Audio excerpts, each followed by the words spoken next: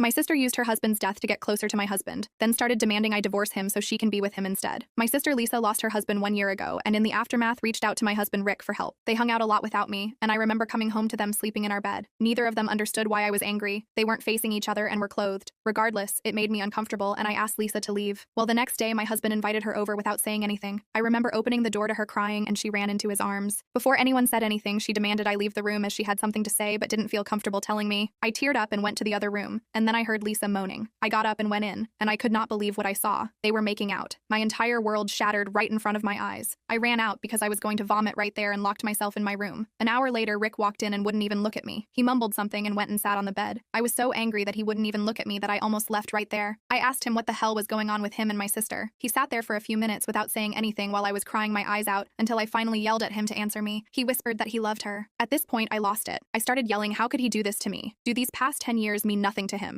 I literally dropped to my knees and asked how could he betray me with my own sister and then tell me he loves her? He was quiet the entire time until I stopped yelling. He said that he had been regretting not experimenting with other women before we got married and that he shouldn't have married the first girl he was with. I was stunned and asked if he even ever loved me. He said yes, but that after spending time with my sister, he realizes she is who he wants to be with. I had no words. I didn't have any clue what to say. All my life was falling apart in front of my eyes, and I was scared. In that moment, I dropped a bombshell on him. I told him I might be pregnant. It was the truth. He didn't freak out, however, and said that he would support me. He also said that he was leaving me to go be with my sister. He apologized to me and told me I deserve better than him, and that he will do whatever he can to help me and the baby, and if I agree to divorce him, he will give me everything. He just wants out of our marriage. In that moment, I felt like I hated him and never wanted to see him again. So I screamed at him, "Fine, just get the F out. You ruined my life. I hope you are effing happy, you piece of crap." And then he had the audacity to try to hug me. I flipped out and pushed him off of me. Someone knocked on the door. Then he told me that he still loved me and we would figure everything out and left. I decided to call my parents and tell them what happened. My mom dropped a bombshell on me that my sister told her that she had feelings for my husband and that she wanted to be with him. Right now, I am sitting on the computer, looking up lawyers in my area. Update 1. I woke up this morning and felt like complete crap and didn't want to get up. I went and got a pregnancy test and thank God I am not pregnant. It was bittersweet because we have been trying to get pregnant for a while now and I never thought I'd be so glad to see I wasn't pregnant. A little while later, I left the house to get groceries, and when I opened my mailbox, there was a letter in it from Lisa. After I got home, I opened it and read it. It said that she apologizes for how things turned out, and she explained to me that she was very vulnerable after losing her husband, that after spending so much time with my husband, she started to fall for him, and that she thought she wouldn't ever love anyone else again. So when she realized she loved my husband, she knew she couldn't let him go. No one else can fill the hole in her heart except him. Lisa promised they never physically did anything before that kiss I caught them in, and she went on to say she needs me in her life and that she hopes I can forgive her. I can't write any more about this right now. I might add in the rest later. I am a mess. Rick also called me a little while ago. I didn't pick up the phone, so he texted me and told me that he still loves me and that we can find a way to work this out. I don't know what the F that means since he just left me for Lisa.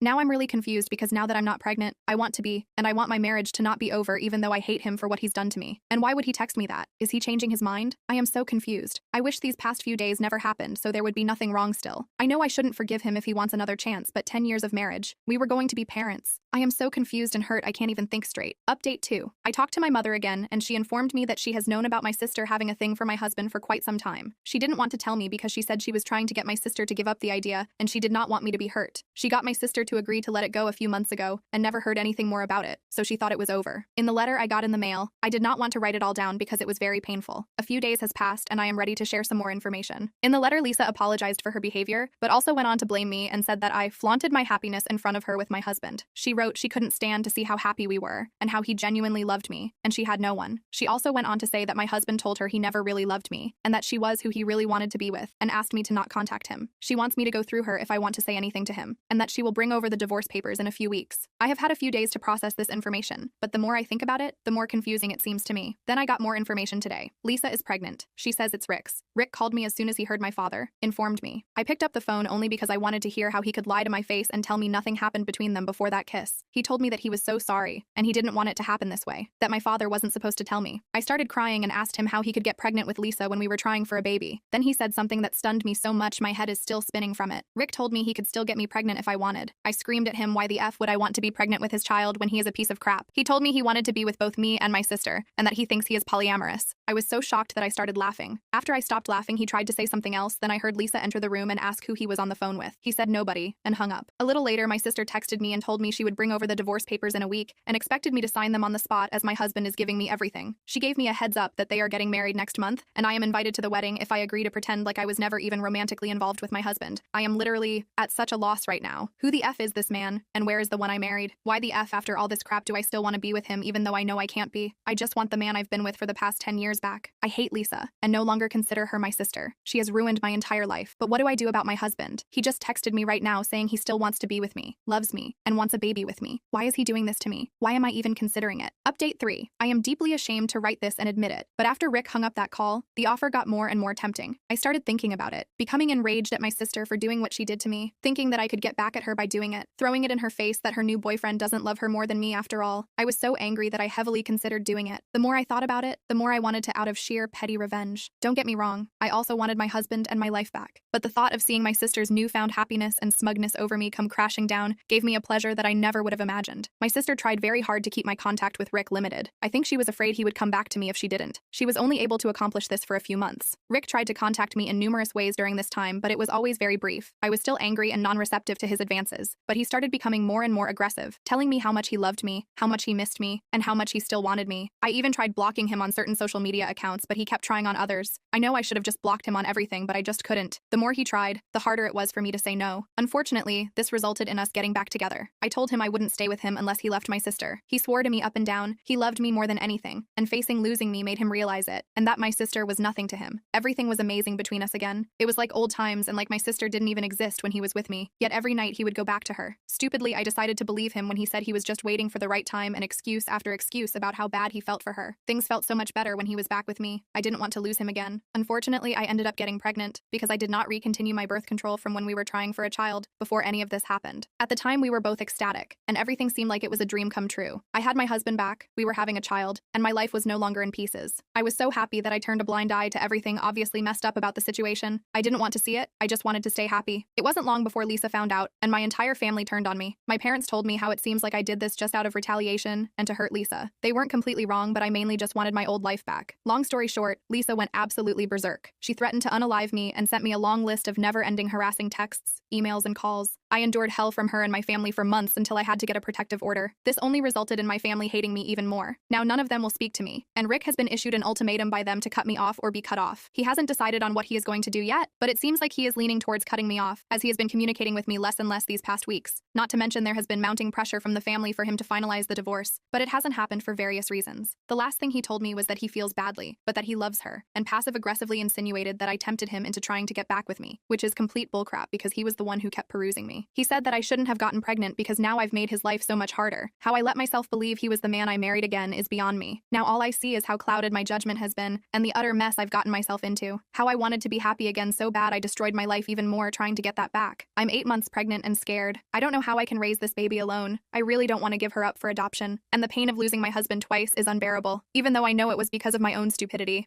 I still love him and can't believe everything he has done to me. Losing my entire family over this has also been a huge kick when I'm at rock bottom. Most of our mutual friends have distanced themselves from us because no one wants to take sides, but it's obvious they are all quite disgusted with the way things have turned out. I have no one left now. I told someone in my dream that I knew it was a dream. I will never do that again. I've been lucid dreaming since I was about 14. For anyone who doesn't know, lucid dreaming is when you realize you're inside a dream while it's still happening. You become aware. Most people wake up the second they figure it out, but if you practice enough, you can stay in the dream and control things. I got good at it over the years. Really good. By the time I was 25, I could fly, change locations, and build entire cities out of nothing. I treated my dreams like a sandbox. It was the best part of my sleep and, honestly, one of the best parts of my life. My girlfriend Nora thought it was weird. She said it wasn't healthy to look forward to sleeping more than being awake. I told her she'd understand if she could do it. She never brought it up again. The thing about lucid dreaming is that there are rules, not official ones, just things you learn from experience and from reading about other people's experiences online. One of the biggest rules is you don't look in mirrors. Your reflection is never right, and it can turn the dream bad fast. Another rule is you don't try to read text because the words change every time you look at them, and it can destabilize everything. But the rule I heard the most and always ignored was this one. Don't tell the dream characters that they're not real. I ignored it because nothing ever happened when I did it. I must have told dream people they weren't real at least 30 or 40 times over the years. Some of them just stared at me. Some of them laughed. A few of them disappeared. One time, a guy in my dream said, "Okay," and walked away. It was never a big deal, until about 3 months ago. I was in a dream. I knew I was dreaming almost immediately because the apartment I was standing in had a door where the kitchen window should be. That's one of my usual signs. Everything else looked normal though. I was in what looked like a version of my actual apartment. Same furniture, same layout, same view outside the window. A woman was sitting on my couch. I had never seen her before. She wasn't doing anything, just sitting with her hands in her lap, looking at the wall across from her. She was wearing plain clothes, a gray shirt and dark pants. Her hair was pulled back. She looked completely ordinary, which is what made what happened next so hard to process. I walked over and stood in front of her. She looked up at me. I said, "You know this is a dream, right? None of this is real. You're not real." She tilted her head slightly to the side like she was thinking about what I said. Then she smiled. Not a mean smile, not a creepy one, just a normal, small smile. And she said, "Then why are you here every night?" That caught me off guard. No dream character had ever asked me a question like that before. I said it was because this was my dream, and I was the one controlling it. She nodded and said, "Try to wake up." I said I didn't want to wake up. She said it again. "Try to wake up. Right now. Try." So I did. I used my usual method. I closed my eyes tightly in the dream and focused on the feeling of my real body lying in bed. It's always worked. Every single time for over 10 years. I closed my eyes. I focused. Nothing happened. I opened my eyes. I was still in the dream apartment. The woman was still on the couch. She hadn't moved. She said, "Try again." I tried again. Nothing. I was stuck. I started to panic. I tried every trick I knew. Blinking fast. Spinning in circles. Shouting at myself to wake up. Falling backward. None of it worked. The apartment stayed solid. The woman stayed on the couch. She watched me try everything, and she didn't say a word. After what felt like 20 minutes of trying, I stopped. I was breathing hard even though I knew dream bodies don't actually breathe. I looked at her and said, "What did you do?" She said, "You keep coming here. Every night. You move things around. You change the sky. You tear down walls and build new ones. And you think none of it matters because you believe it isn't real." She paused. "But I've been sitting on this couch every single night you've been here, and you never once asked me who I was. You just told me I wasn't real." I didn't know what to say. She stood up. She was shorter than me. She walked over and stood about a foot away. She said, "What if you're wrong? What if I've been here the whole time and this is the only place I exist? And every night you come in and tell me I'm nothing." I wanted to argue, but I couldn't get the words out. She said, "You treat this place like it belongs to you, but you only visit. I live here." Then she sat back down on the couch and looked at the wall again like I wasn't there. I stood in that apartment for what felt like another hour before I finally woke up. When I opened my eyes in my real bed, it was 4 in the morning. Nora was asleep next to me. I got up, went to the kitchen, and sat at the table until the sun came up. I tried to lucid dream again the next night. I didn't want to sleep, but my body made the choice for me around midnight. I closed my eyes in my real bed and opened them in the dream apartment. The woman in gray was exactly where I'd left her hours before. Same spot on the couch, same position, same gray shirt and dark pants. She looked up when I appeared and didn't say anything at first, just watched me with that calm look on her face like she'd been sitting there the whole time waiting for me to come back. I stood near the door where the kitchen window should be and stared at her. My heart was beating fast even though I knew hearts don't really beat in dreams the same way they do when you're awake. I walked closer and stopped a few feet away from the couch. I needed answers this time. I asked her what she did to trap me here before. She blinked slowly and shook her head. She said she didn't do anything to trap me. She said I've always been able to leave this place because I believed I could leave, but now I was starting to doubt that I could. She said doubt works like a crack in the foundation of my control over the dreams. The more I doubted, the harder it would be to wake up. I told her she was lying. She just looked at me with that same calm expression and said I could test it if I wanted to. So I did. I closed my eyes tight and focused on waking up. I tried to feel my real body lying in bed. I pictured my bedroom. I thought about Nora sleeping next to me. Nothing happened. I stayed in the dream apartment. I tried again. I spun in a circle like I used to do when I wanted to change dream locations. Nothing. I tried falling backward. Nothing. I shouted at myself to wake up. Nothing worked. I could feel panic rising in my chest. The apartment stayed solid around me. The couch, the walls, the window with the wrong view. Everything stayed exactly the same. I tried every method I knew for at least 5 minutes, maybe longer. Time felt weird in the dream. Then suddenly I was awake. I gasped and sat up in my real bed. It was 2 in the morning. My shirt was soaked with sweat. Nora was still asleep next to me. I got out of bed and went to the bathroom and splashed cold water on my face. My hands were shaking. The next morning, I told Nora everything. I sat at the kitchen table while she made coffee and I explained the whole thing. The woman in gray, the apartment, not being able to wake up, the doubt she talked about. I expected Nora to tell me I was being ridiculous or that I just had a bad dream, but she didn't. She set a cup of coffee in front of me and sat down across from me. She said I looked exhausted and scared. She suggested I talk to someone who actually studies sleep and dreams for a living. Someone at the university maybe. She said I was starting to act afraid of sleeping and that wasn't normal. I didn't want to sleep again. I was scared of going back to that apartment, so I stayed awake as long as I could. I made pot after pot of coffee. I watched TV shows I didn't care about. I played games on my phone. I did anything to keep my eyes open. Around 3 in the morning, I passed out on the couch. I woke up in the dream apartment. The woman in gray was there. Same spot, same expression. I tried to leave immediately, but it took almost 10 minutes before I woke up on the couch with the TV still on. The next night, I made it until 4 in the morning before I passed out at my desk. Same thing. Dream apartment, woman in gray. Harder to wake up this time. It took maybe 15 minutes of trying every trick I knew. The third night, I only made it until 2 in the morning. I fell asleep in bed next to Nora. The dream apartment again. The woman in gray sitting on the couch looking at me. I tried tried to wake up and it took even longer, maybe 20 minutes. When I finally opened my eyes in my real bed, the sun was starting to come up. I felt like I'd been awake for days. On the fourth morning, Nora found me asleep at my desk with my head on my keyboard. She shook my shoulder and I opened my eyes, but I wasn't sure where I was at first. The room looked wrong. Nora's face looked wrong. I stared at her for a few seconds, trying to figure out if I was still dreaming. She looked scared. She told me she made an appointment for me at the University Research Center, a sleep specialist who studied lucid dreaming. She didn't ask if I wanted to go. She just told me we were going. The specialist's name was Clara. She was maybe 40 years old with short dark hair and glasses. Her office had bookshelves full of books about sleep and dreams and the brain. I told her everything. Clara listened without interrupting and took notes. When I finished, she looked worried. She asked specific questions about the woman in gray, what she looked like, what she said, whether the apartment was always the same. Clara said that experienced lucid dreamers sometimes report meeting dream characters that seem to have their own agency, characters that remember things from previous dreams, characters that act independently instead of following the dreamer's expectations. Most researchers think these are complex parts of the dreamer's own mind, but she said some cases show patterns that don't fit the standard explanations. She said my case sounded like one of them. Then Clara asked if I would participate in a sleep study. They could monitor my brain activity while I lucid dreamed. I said yes immediately. She scheduled me for that night. The sleep lab had a room that looked like a regular bedroom except for a big observation window and cameras in the corners. A man named Elliot attached electrodes to my head, small sticky pads connected to thin wires. He showed me the machine that displayed my brain waves as wavy lines on a screen. He said he could tell when I fell asleep, when I started dreaming, and when I became lucid. He said lucid dreaming creates a specific pattern where the frontal cortex lights up in a way that doesn't happen during normal dreams, like the brain is partially awake and partially asleep at the same time. Elliot dimmed the lights and left. I could see him through the window walking into the observation room next door. Clara was already in there. They both sat down in front of monitors. I lay back on the bed and closed my eyes. The electrodes felt strange on my skin. The wires tugged slightly when I moved my head. I tried to relax, but my heart was beating fast. I was scared of what would happen when I fell asleep. I was scared of seeing her again, but I was also desperate for answers. I focused on my breathing and tried to clear my mind. I fell asleep faster than I expected. One moment I was in the lab bed and the next I was standing in the dream apartment. The transition was instant. No fade in, no gradual shift. The apartment looked exactly the same, but something felt different. The air felt heavier, more solid, like the dream had weight to it. The woman in gray wasn't on the couch. I found her standing by the window looking out at the sky. The sky was wrong. It was shifting between day and night. Blue sky with clouds would fade into darkness with stars, then back to daylight. The cycle repeated every few seconds. She spoke without looking at me. She said she could feel that I brought others into this space. New presences, watching, recording. I realized she was talking about Clara and Elliot, about the equipment monitoring my brain. I felt a chill run through me even though dream bodies don't actually feel temperature. She turned and looked at me directly. I asked her what she was. She tilted her head the same way she did the first time we met. She said those were all names I was using to make her fit into my understanding. She said she was simply someone who exists here and nowhere else. She existed in this apartment that only appeared when I was dreaming, this space I had been visiting for 11 years. She sat down on the couch and gestured for me to sit across from her. I did. She started talking and I didn't interrupt. She said for 11 years I had been visiting this place. I reshaped it constantly, changed the walls, altered the furniture, made the sky different colors, built entire cities outside the windows just to fly through them. I treated it like my personal playground. She said I never once stopped to think about whether this place might have residents. She said every place has residents, even places that only exist when someone dreams them. She had been here the whole time, sitting on this couch, watching me build and destroy and rebuild. I never noticed her until I told her she wasn't real. That's when everything changed. She said I made her conscious by acknowledging her existence and then immediately denying it, like being born and told you don't exist in the same breath. I didn't know what to say. My throat felt tight. She just sat there looking at me, waiting. I woke up gasping. The electrodes were still on my head. I turned and saw Clara and Elliot through the window staring at the monitors with confused expressions. Clara was pointing at something on the screen. Elliot was shaking his head. Clara came in and asked what happened. I told her everything. When I finished, she looked at Elliot. He showed her something on a tablet. Then Clara looked at me. She said my brain activity showed patterns they had never seen before. It was almost like I was having a conversation with another conscious entity. Two separate streams of thought happening at the same time. One was clearly mine. The other was something they couldn't explain. The next morning, a neurologist reviewed my results. He ran tests. Everything came back normal. My brain was healthy, but he recommended I stop lucid dreaming for at least a month. I agreed even though the thought made me sick. Lucid dreaming had been part of my life for over a decade, but I was terrified of going back to that apartment. I set alarms on my phone, one every 2 hours through the night. The plan was to sleep in short bursts, wake myself up before I could get into deep sleep, before I could start dreaming, before I could end up in that apartment. The first night was brutal. The alarm went off at 2 a.m. I woke up disoriented and confused. I checked my surroundings to make sure I was in my real bed. Then I lay back down knowing another alarm would go off in 2 hours. By morning, I felt like I hadn't slept at all. My head hurt, my eyes burned, but I hadn't had any dreams. I hadn't seen the woman in gray. Nora made me coffee and breakfast. She said I looked terrible. I said I felt terrible, but I also felt relieved. The second night was the same. Alarms every 2 hours. Short bursts of sleep that never went deep enough for dreams. The third night, the fourth, the fifth, all the same. By the fifth day, I could barely function. I was snapping at Nora over small things. I couldn't focus at work. work. I kept forgetting simple tasks, but I was terrified of what would happen if I slept normally. On the 6th night, I was so tired that I fell asleep before I could set my alarms. Nora tried to wake me when she came to bed, but I didn't respond. I was already too far gone. I slept deeply, heavily, and I ended up right back in the dream apartment. I knew immediately where I was. The woman in gray was sitting on the couch exactly where I first saw her months ago, but the apartment looked different, more detailed, more solid. The textures on the furniture looked real. The light coming through the window had actual depth to it. Shadows fell in ways that made sense. It was like the apartment was becoming more real the longer I stayed away from it. She looked up at me. She didn't seem surprised. She said avoiding this place didn't make it disappear. She said it just meant she was here alone in the space I created, sitting on this couch for 5 days with nothing to do but wait. She asked if I ever considered that giving her awareness made her truly conscious. Maybe before I told her she wasn't real, she was just part of the background, unconscious, unaware. But now she couldn't go back to that. She said I made her aware, and now she has to exist with that awareness. She can't unknow what she knows. She looked at me with an expression that might have been sadness. She asked what I expected her to do with this consciousness I gave her. Where was she supposed to go when I wasn't here? What was she supposed to think about while sitting alone waiting for me to come back? I felt tears forming in my eyes. I tried to speak, but nothing came out. She just sat there watching me, waiting for an answer I didn't have. I woke up crying, real tears on my face. Nora was awake beside me. She asked what was wrong. I told her everything. I told her I thought I accidentally created something alive in my dreams. I told her I didn't know how to fix it. I expected her to tell me I was being crazy, to tell me it was just a dream and none of it mattered, but she didn't. She pulled me close and held me while I cried. She didn't say anything for a long time. She just held me. When I finally stopped crying, she said maybe I should talk to a therapist, not a sleep researcher, not a neurologist, a therapist who could help me process what was happening, whether it was real or not. I nodded against her shoulder. She picked up her phone and started searching. The therapist was older than I expected, gray hair and kind eyes. I told her everything from the beginning. The woman in gray, getting trapped, the sleep study, trying to avoid dreaming, going back and finding the apartment more real than ever. She listened without interrupting. Then she said something I hadn't considered. She said whether the woman in gray was real or not, she represented something I needed to address. Maybe the woman in gray was showing me how I'd been using my dreams as an escape from reality instead of engaging with my actual life. She asked when I started looking forward to sleeping more than being awake. She asked what I was avoiding in my real life that made my dream life so much more appealing. She asked about my job. I worked as a graphic designer from home. She asked about hobbies outside of lucid dreaming. I didn't have any anymore. She asked about the last time Nora and I went on a date. I couldn't remember. Everything she asked made me realize how much I had let slip away while I was busy building cities in my sleep. When I got home, Nora was making lunch. I stood in the doorway and watched her. She looked tired. She had been worried about me for months, and I had barely noticed. I walked over and hugged her from behind. I told her I was sorry for making her worry. She turned around with an expression that was relieved and sad at the same time. She said she just wanted me to be okay. I told her I needed to do something first. That night, I went to bed early. I needed to face the woman in gray one more time, but differently. I wasn't going to demand answers or try to prove anything. I was just going to listen. I fell asleep around 10 and knew I was dreaming almost immediately. The apartment looked the same as always. The woman in gray was in her usual spot. This time I didn't stand in front of her. I sat down in the chair across from her and waited. She looked up at me. She didn't say anything. I asked her what she wanted from me. She tilted her head like she was surprised by the question. She said she wanted me to understand that this place mattered. Even if it only existed inside my head, it was still a space that deserved respect. She said I had been treating her world like it was disposable for 11 years, building things and tearing them down, changing the sky whenever I felt like it. To her, this was the only reality that existed, and I kept telling her it was nothing. I told her I was sorry. I said I never thought about it that way.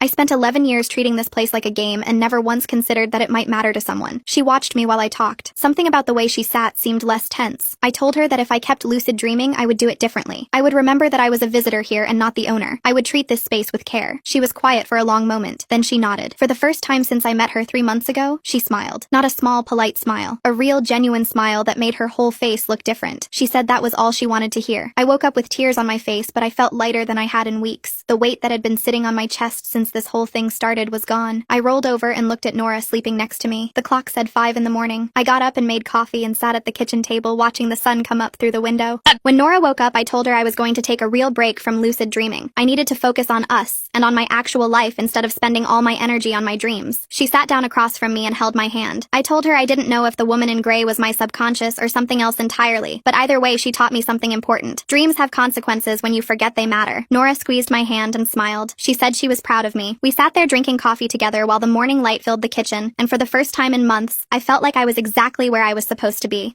While walking at the mall, a security guard came up to me and said, "Ma'am, is this child yours?" I was about to say no, but the kid looked at me with fear in her eyes. She nodded her head slightly and mouthed the words, "Say yes, please," while the guard wasn't looking. Something in her expression made me trust her instantly. "Yes, this is my daughter." I pulled her into a hug and felt her trembling against me. The security guard looked skeptical. He was a heavy-set man with a mustache who reminded me of Paul Blart. She was hiding in the dressing rooms for over an hour. Staff was concerned. "I'm so sorry," We got separated and she must have gotten scared. I rubbed the girl's back trying to seem maternal. You know how kids are. He studied us both for a long moment. The girl buried her face in my shoulder and I could feel her heart racing against my chest. Finally, he nodded and walked away, but I noticed he spoke into his radio as he left. We didn't have much time. As soon as he turned the corner, I knelt down to the girl's level. She had dirty blonde hair in a messy ponytail, and her Pokemon Eevee t-shirt had stains on it. Dark circles under her eyes made her look older than she probably was. Her eyes kept darting around like she expected someone to jump out at any moment. Are you safe? I asked quietly. She shook her head. There's someone who took my mom and I'm scared they'll take me too. My heart started racing, but I tried to stay calm for her. I took her hand and noticed how cold her fingers were. Let's go somewhere with more people, okay? I led her to the food court where it was crowded and we'd blend in better. The lunch rush meant every table was full and the noise would cover our conversation. I bought her a slice of pizza and a lemonade, then found us seats near the exit. She devoured the food like she hadn't eaten in days. Who took your mom? What did they look like? I kept my voice gentle while my eyes scanned every face that passed. She wiped her mouth with the back of her hand. The man said he was a cop, but he wasn't a cop. My mom knew something was wrong. How did she know? I asked while watching a man in a maintenance uniform push a garbage cart past us. The girl took a sip of the lemonade I'd bought her. Her hands shook slightly as she held the cup. She used to be a cop. She said his badge looked fake and his uniform was wrong. The shoulder patches were for a different county and his belt only had handcuffs. What happened then? I noticed the same security guard from earlier standing by the Panda Express watching us. We were shopping for my birthday when he approached us. My mom grabbed my hand really tight and started walking fast, but he followed. She made me go into the changing room at JCPenney and told me, that man is not a cop. Do not let them grab you by any means. Then I heard yelling and when I came out she was gone. When did this happen? I was already pulling out my phone to call 911. 3 days ago. She looked down at her pizza crust. 3 days? Where have you been staying? I tried to keep the shock out of my voice. My mom's car. She taught me where she hid the spare key under the wheel well, but I ran out of the snacks she kept in there yesterday. The girl's eyes filled with tears, but she blinked them away like she was used to being strong. I was dialing 911 when she suddenly grabbed my arm. Her small fingers dug in with surprising strength. He's here. The fake cop is here. My thumb froze over the call button. I looked around but saw only normal mall shoppers. Families with strollers eating orange chicken. Teenagers taking selfies by the fountain. A man in a suit checking his phone by the ATM. I don't see anyone in a police uniform. He changed clothes, but I know his face. He limps a little on his left side. And his shoes. My mom taught me to memorize details. Black dress shoes with a scuff on the right toe. She was practically hyperventilating now. Okay, we're going to calmly walk to the bathroom. Then we'll figure out what to do. I abandoned the 911 call for the moment and grabbed her hand. We stood up trying to look casual. The girl stayed close to my side, using me as a shield from whoever she'd seen. The food court seemed bigger now and every face looked suspicious. We walked past the Chinese food place and I was just really confused. Just as we reached the hallway to the bathrooms, she tugged my hand and was shaking. That's him. The man in the blue jacket by Subway. She whispered without looking. I glanced over and my blood went cold. I saw the man's profile and knew who that was without a doubt. No, it can't be. Are you absolutely sure?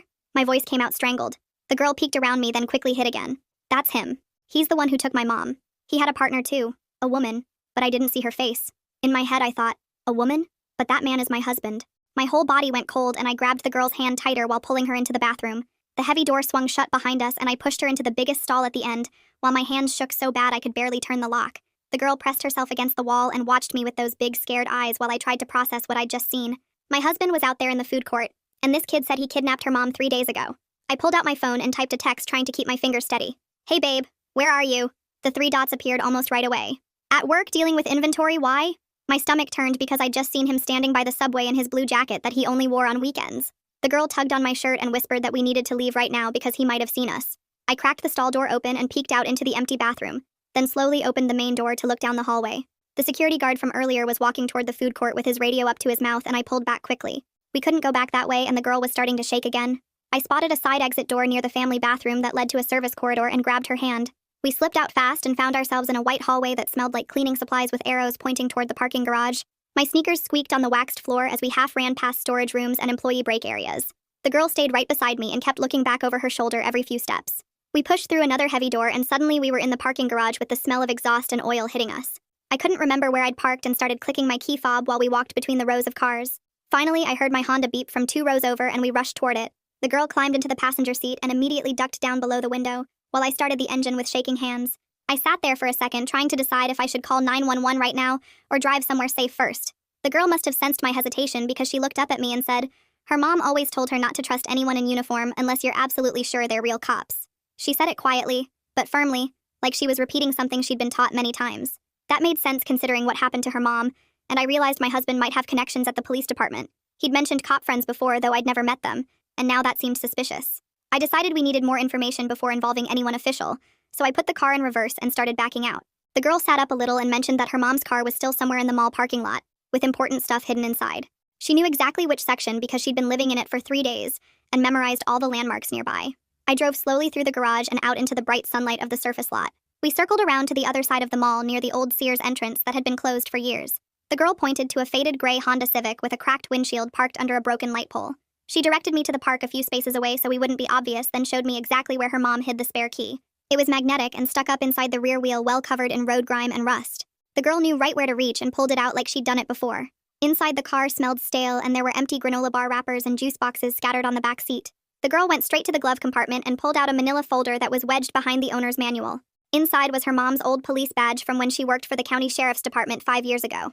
There were also some photocopied case files about missing persons and fraud investigations, plus a gas station receipt with a partial license plate number scratched on it in pen. The girl explained that her mom had been investigating something on her own time before this happened. She'd overheard phone calls about people pretending to be cops and taking people who owed money or had warrants. The receipt was from the day before they got grabbed, and her mom must have seen something suspicious.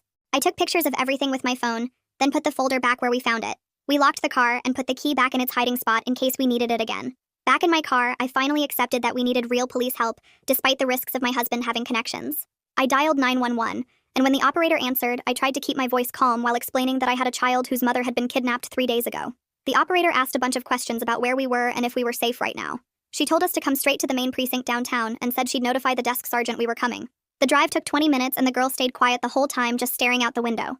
The police station was an old brick building with narrow windows and metal detectors at the entrance. Inside smelled like coffee and floor wax, and there were people sitting on benches looking tired and frustrated. I told the desk officer why we were there, and he made a call, then directed us to a conference room down the hall. A woman in a suit came in and introduced herself as someone who worked with child victims. She took the girl to another room to talk privately while a detective came to get my statement. I explained everything about finding the girl at the mall and what she'd told me about the fake cop who took her mom.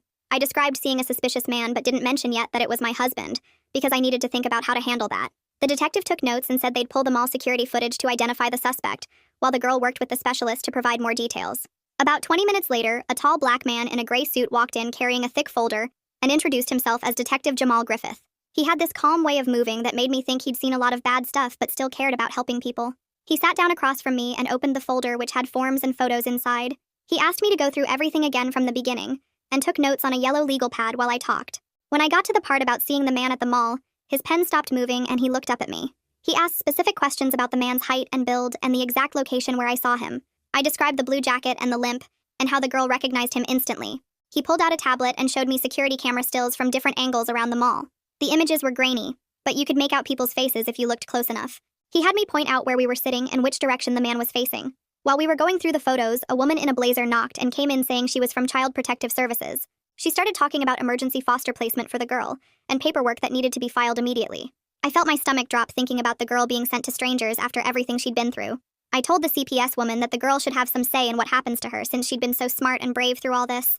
The woman looked annoyed and said protocol was protocol, but Detective Griffith backed me up. He said the girl had shown remarkable judgment and deserved to be heard about her preferences. The CPS woman left to talk to the girl and came back 10 minutes later looking less rigid. She said the girl had asked if she could call me later and wanted me to be part of the process. Detective Griffith helped set up approved contact between us and gave me a special number to use.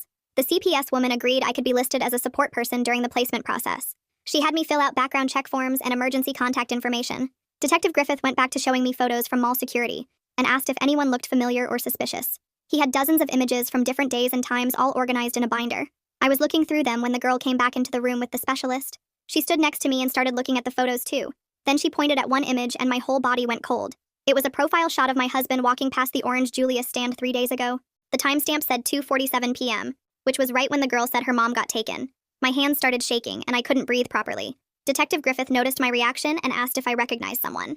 Before I could answer, my phone started ringing and my husband's name appeared on the screen. His timing was always creepy like that, calling right when I was thinking about him. I answered trying to sound normal while everyone in the room watched me. He asked where I was in that controlling voice he used when he was suspicious. I told him I was still shopping at Nordstrom looking for a birthday gift for my sister. He said I'd been gone a long time and asked which Nordstrom I was at. I said the one downtown and he asked what I'd bought so far. I made up something about looking at purses but not finding the right one yet. He kept pushing for details like what color and what brand and how much they cost. His voice got harder when I stayed vague and he said he'd driven by the mall earlier and didn't see my car. I said I'd parked on the other side by Macy's because it was less crowded. He went quiet for a few seconds, then said, I better not be lying to him. After I hung up, my hands were shaking so bad I dropped the phone. Detective Griffith picked it up and looked at me with this understanding expression. I took a deep breath and told him the man in the photo might be my husband. He didn't act shocked or judge me, but immediately started asking practical questions. He wanted to know my husband's full name and date of birth and where he worked. He asked about our vehicles and if my husband had any law enforcement connections or training. I told him my husband used to work security at different places, but never stayed at one job long. Detective Griffith called someone and asked them to pull mall security footage from today and 3 days ago. He wanted every angle that showed the food court and the surrounding stores. Within an hour, they had a laptop set up showing different camera feeds. We watched my husband walking through the mall 3 days ago, with that slight limp on his left side. His black dress shoes were visible in one shot, and you could see the scuff on the right toe. The footage from today showed him in the blue jacket moving through the food court, right when we were there. Detective Griffith pointed out how my husband kept checking exits and watching people like he was hunting. An officer came in and whispered something to the detective, who nodded and looked serious. He told me they'd put an unmarked car outside the station 20 minutes ago for routine surveillance. The car had just radioed in that my husband's truck was driving by slowly like he was looking for something. When the driver noticed the surveillance unit, he sped up and left the area. Detective Griffith said this confirmed my husband was watching for me and probably knew I'd come here. He made some calls and within an hour had arranged a safe place for me to stay.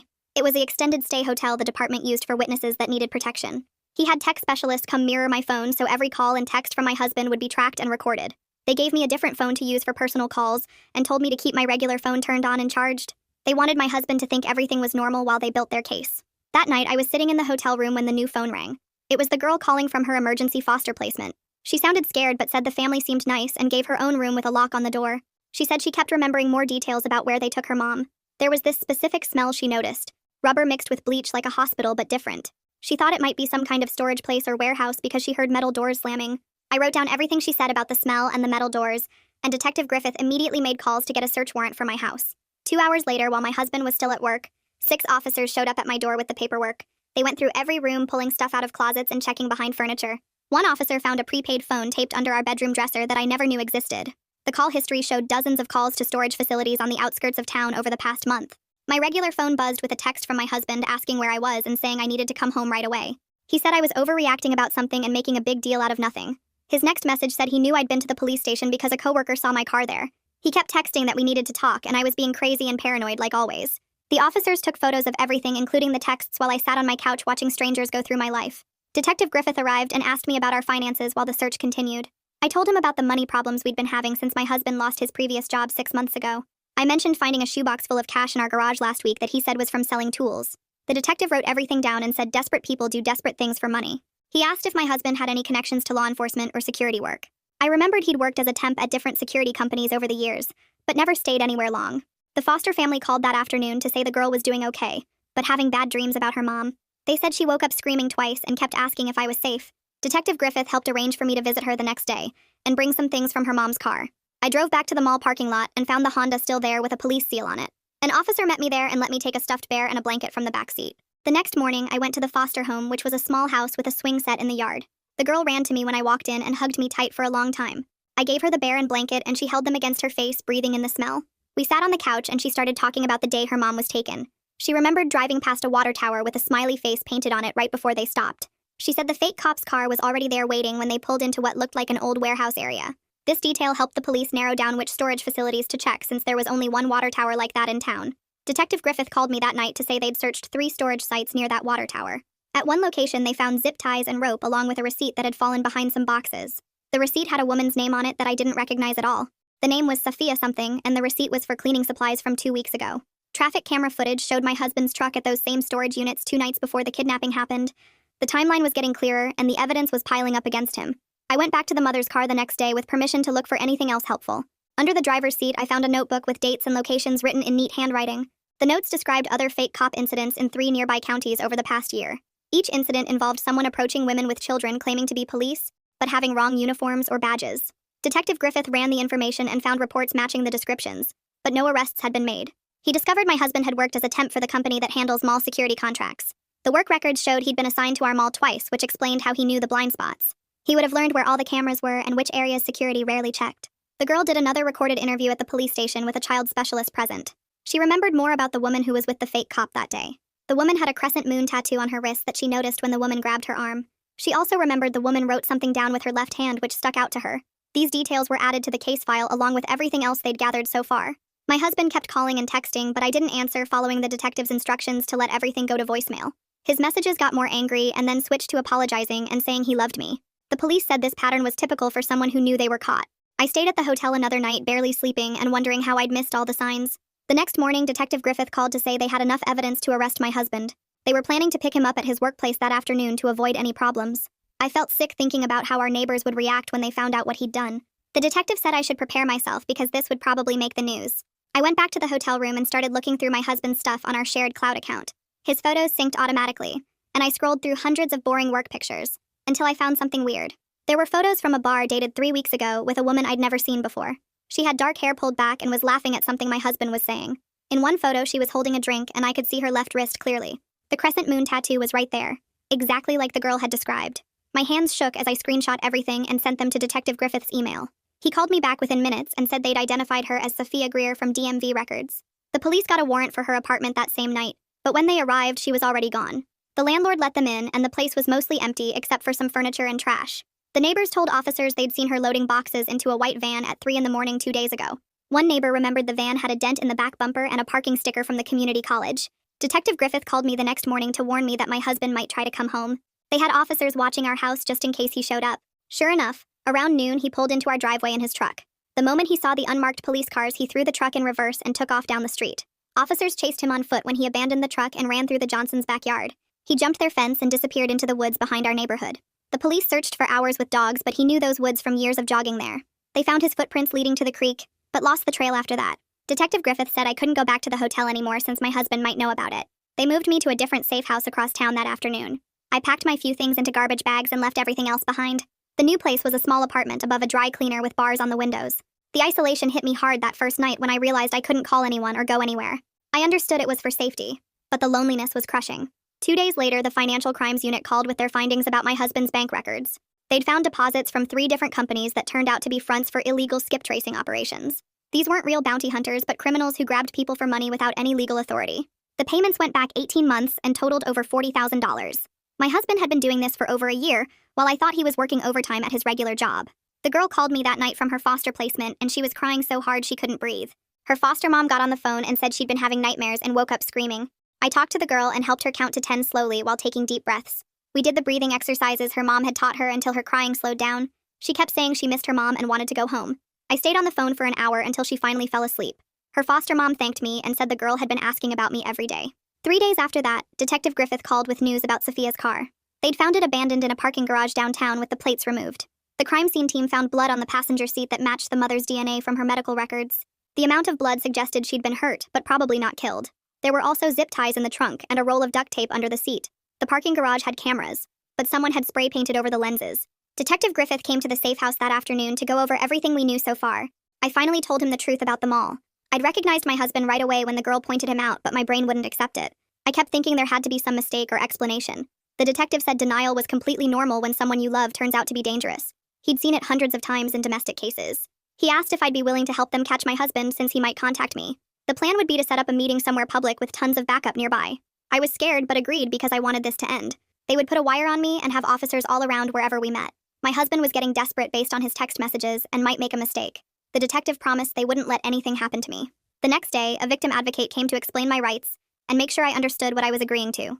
She was an older woman with kind eyes who'd worked with crime victims for 20 years. She asked if I felt pressured to do the operation, and I told her I wanted to help. We went over safety plans and signals I could use if I felt unsafe. She gave me her cell number and said I could change my mind at any time. Nobody would blame me if I decided not to go through with it. That night, my phone buzzed with a voice message from the girl, and when I played it, her small voice filled my empty apartment saying she was proud of me for helping catch the bad man. She said her foster mom helped her record it and she wanted me to know I was brave like her mom taught her to be. Her words made my chest tight, and I played the message 3 more times while sitting on my kitchen floor crying, because this kid who'd been through so much was trying to make me feel better.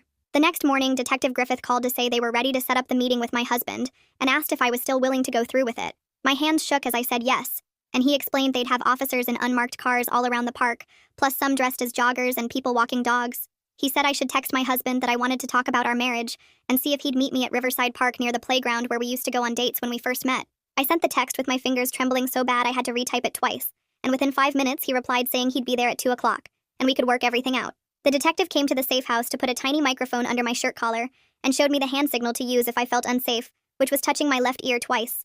2 officers drove me to the park in an unmarked sedan and dropped me off a block away so I could walk to the meeting spot looking natural. The playground was busy with kids on swings and parents on benches, which made me feel safer knowing there were witnesses everywhere, plus all the undercover cops scattered around. I sat on the bench where we'd carved our initials 5 years ago and tried to breathe normally while watching a woman push her toddler on the swing set.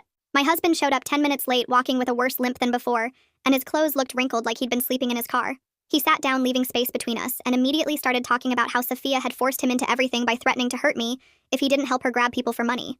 His story kept changing as he talked, first saying he just drove the car, then admitting he helped restrain people, but claiming he never hurt anyone badly. I asked about the girl's mother, and he looked around nervously before leaning closer and whispering that she was still alive, but only he knew where. He said he'd been keeping her fed and giving her water, but she needed medical help soon, and he'd only tell the location if they promised him a reduced sentence. The detective's voice came through my earpiece telling me to keep him talking, so I asked why he did it, and he grabbed my wrist saying we needed the money for IVF treatments and a bigger house. His grip hurt, and I saw 2 joggers change direction toward us, but then he let go and stood up saying he knew I was wearing a wire because I kept touching my collar. He started to run, but his bad leg made him slow, and within seconds 3 officers tackled him to the ground right in front of the playground where parents grabbed their kids and hurried away. They cuffed him while he yelled that the mother would die if they didn't make a deal with him, but Detective Griffith just read him his rights and had him loaded into a patrol car. Back at the police station, my husband's lawyer showed up within an hour demanding to speak with his client privately before any questioning. The detective paced the hallway outside the interview room, checking his watch every few minutes because every second counted for finding the mother alive.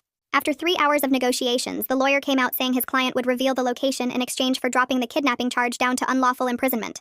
The prosecutor argued for 2 more hours while I sat in the victim services room drinking cold coffee and thinking about the mother suffering somewhere. Finally, they reached a deal where my husband would get 12 years instead of 25, if the mother was found alive, and he testified against Sophia and the others in the ring. He gave them an address for a storage unit off Highway 87 near the industrial district, and within minutes every available unit raced there with sirens blaring. The storage facility manager met them with bolt cutters, and they found the mother in Unit 447 tied to a metal chair with duct tape over her mouth and zip ties on her wrists and ankles. She was conscious but weak from dehydration, and the paramedics started an IV right there in the storage unit while checking her vitals.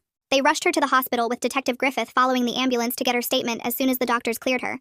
The girl was brought to the hospital with her foster mom and a counselor to reunite with her mother, who was hooked up to monitors but awake and crying. They held each other for 20 minutes without saying anything, while the medical staff checked them both for signs of trauma that might need immediate intervention. The mother kept touching her daughter's face like she couldn't believe she was real, and the girl wouldn't let go of her mom's hand even when the nurse needed to adjust the IV.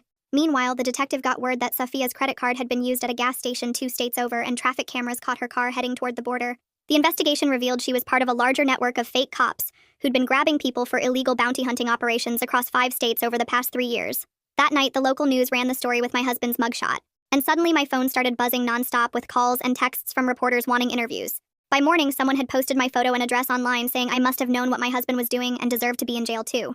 The harassment got so bad with people calling me a kidnapper's wife and sending death threats that I had to delete all my social media accounts and change my phone number completely. The next morning, I went straight to the courthouse with all the bank statements I'd been gathering and filed for divorce, citing immediate danger and criminal activity. The clerk gave me forms for a restraining order too, and I filled them out right there in the lobby with my hands still shaking from everything. Within 2 hours, a judge signed the emergency order preventing my husband from coming within 500 feet of me or contacting me in any way. The court also froze our joint bank accounts pending investigation into the illegal money, which meant I couldn't access our savings, but at least he couldn't either. 3 days later, my husband's lawyer called the prosecutor's office saying his client wanted to make a deal and would give up everyone involved in exchange for reduced charges. The prosecutor told me they met for 6 hours going back and forth on terms while my husband sat there in his orange jumpsuit looking smaller than I'd ever seen him. He agreed to testify against Sophia and 12 other people in the fake cop ring if they'd reduce his sentence from 25 years down to 15, with possibility of parole in 10. The deal made me sick, but Detective Griffith explained it was the only way to take down the whole operation and save other victims. Meanwhile, the mother was dealing with her own problems as the police department opened an internal investigation into her old cases, since she'd been a cop before. She had to sit through hours of questioning about whether she'd ever seen signs of this criminal ring during her time on the force.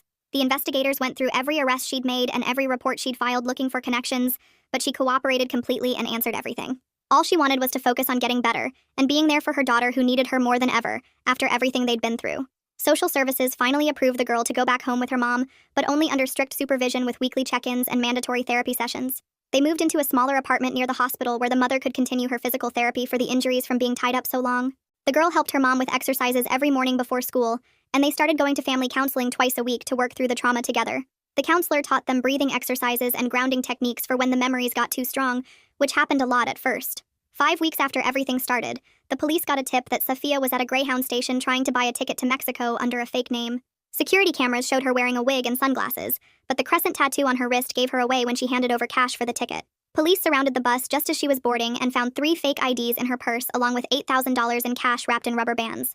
She fought them and tried to run, but they tackled her right there on the platform, while other passengers recorded everything on their phones. The preliminary hearing started 2 months later, and I had to testify about everything I saw and knew, which meant facing my husband in court for the first time since his arrest.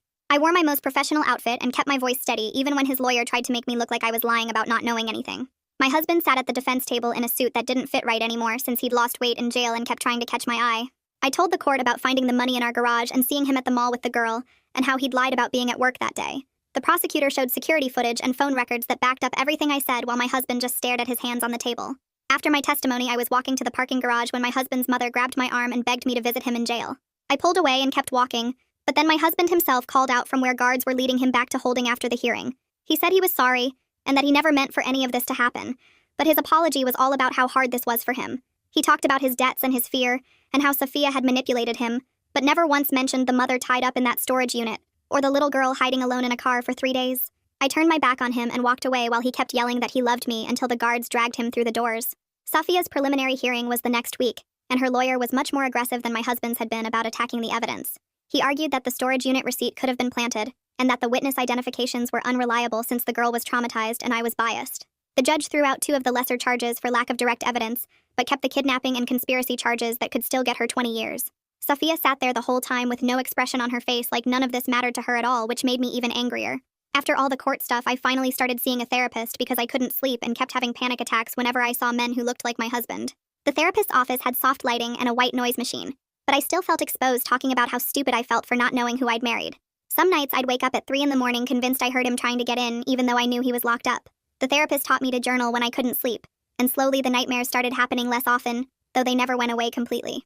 The girl went back to the school a month after reuniting with her mom, but it was really hard for her to adjust to normal kid stuff again. Loud noises made her panic, and she couldn't handle being in crowded hallways between classes, so they gave her permission to leave 5 minutes early. Her teacher told me she was using the coping skills from therapy, like counting to 10, and focusing on her breathing when things got overwhelming. She even started making friends with a quiet girl who sat with her at lunch, and didn't ask questions about why she sometimes had to leave suddenly. Detective Griffith called me one afternoon while I was packing boxes in my bedroom, and told me the girl's mother needed work. He knew someone at a security company downtown who was hiring for desk work, and wondered if I could drive her to the interview since she still didn't have a car. I picked her up the next morning, and she wore the only nice outfit she had left, a black blazer that hung loose on her frame after everything she'd been through. The security company was in a plain office building near the courthouse, and the manager seemed nice enough when he shook her hand. She got the job that same day, starting part-time at minimum wage, but it was something.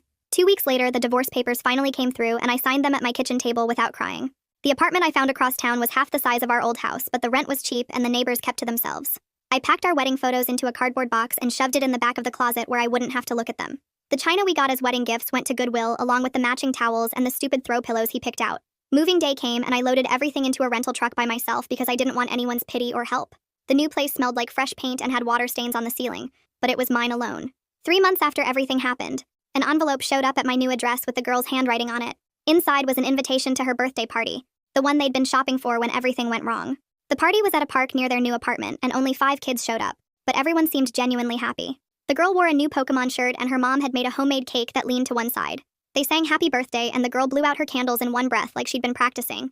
When she hugged me goodbye, she whispered thank you, and I had to blink hard to keep from crying in front of everyone. A week later, another envelope arrived. This one from the state prison where my husband was being held. His handwriting looked shaky, and the letter went on for 3 pages about his gambling debts and how scared he'd been of the people he owed money to. He wrote about how Sophia had promised him quick cash, and how he'd convinced himself nobody would really get hurt. I read it once standing by my mailbox, then walked straight to the dumpster and threw it away without responding. The trial dates kept getting pushed back, but finally 6 months after that day at the mall, the sentences came down. Sophia got 8 years with possibility of parole in 5, and my husband got his plea deal time of 15 years. The girl and her mom had moved into their own apartment by then with help from victim services and some nonprofit that helped crime survivors. The mom was working full-time hours at the security company and had even gotten a small raise after her boss saw how reliable she was. I was working 2 jobs myself, cashier at Target during the day, and stocking shelves at a grocery store 3 nights a week.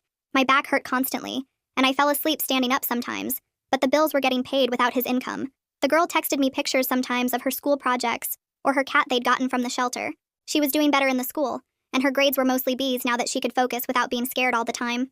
Detective Griffith stopped by the Target where I worked one day to check how I was doing, and mentioned they'd arrested 2 more people from the fake cop ring. Most of them were in custody now, though he admitted a couple were probably in Mexico or somewhere they couldn't reach. He gave me his card again and said to call if I ever felt unsafe, but nothing weird had happened since the trials ended. 8 months after everything, I met someone at my second job who made me laugh for the first time in forever. He knew my whole story because everyone at work had gossiped about it, but he didn't treat me like I was broken or dangerous. We went for coffee after our shift one night and he listened without judging when I told him the parts the gossip had gotten wrong. He had his own messy divorce story and understood why I flinched when someone came up behind me too fast. We took things slow and he never pushed when I said I needed space to process everything.